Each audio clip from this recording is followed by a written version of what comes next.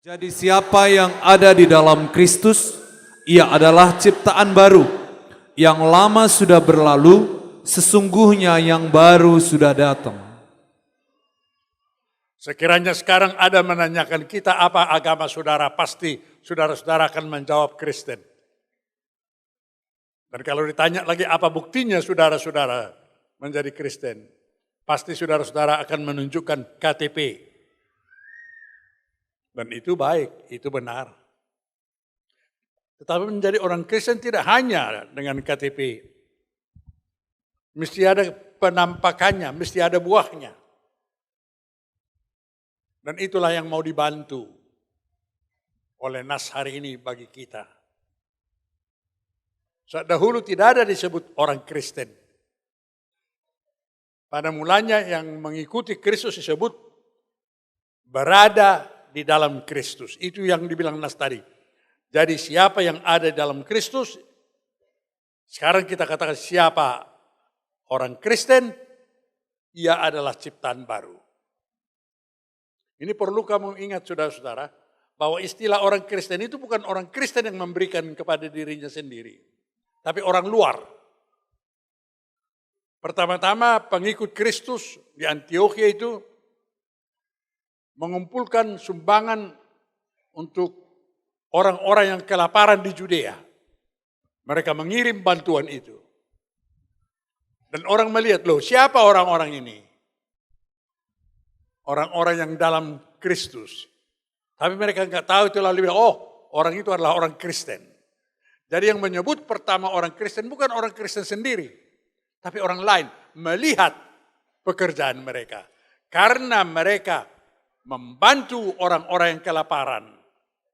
Lalu dilihat, oh ini pengikut Kristus. Ini orang Kristen. Yang kedua yaitu pada waktu Rasul Paulus di pengadilan Rom. Sebelum dia dibawa ke Rom itu dia diadili dulu Raja Agripa.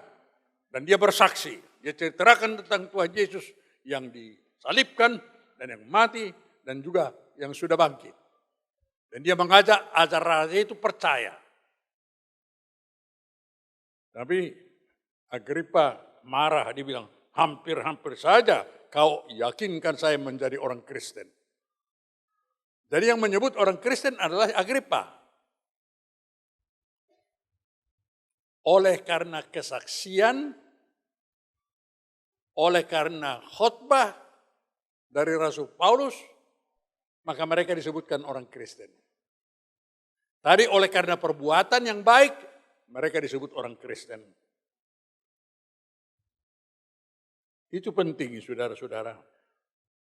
So, memang orang Kristen itu sama dengan di dalam Kristus. Istilah ini datangnya dari baptisan. Dulu kalau dibaptis itu dicelupkan di sungai. Lalu diangkat kembali. Lalu Paulus mengatakan, semua yang dibaptis dalam Kristus telah dibaptis dalam kematiannya. Dengan demikian kita telah dikuburkan bersama-sama dengan dia oleh baptisan dalam kematian. Supaya sama seperti Kristus telah dibangkitkan dari orang mati oleh kemuliaan Bapa, demikian juga kita akan hidup dalam hidup yang baru.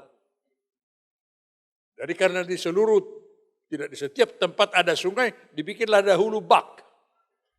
Tapi di semua ada tempat, akhirnya baptisan itu percikan. Sebagaimana kita kenal sekarang. Tetapi idenya adalah, di dalam Kristus, orang yang dibaptis itu mati bersama Kristus dan bangkit bersama Kristus. Itu artinya di dalam Kristus. Dan Paulus mengatakan ini, artinya kalau saya di dalam Kristus, artinya Kristus sudah ada di dalam saya. Dan apa artinya itu? Artinya ada perubahan yang sangat mendasar. Perubahan yang radikal. Perubahan dari mindset.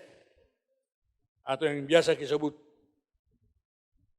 perubahan mental. Yang tadinya hidup berpusat kepada diri saya, self-centered life, menjadi berpusat kepada Kristus. Christ-centered life. Itulah perubahan itu. Tidak lagi saya pusatnya, tetapi Kristus adalah pusatnya.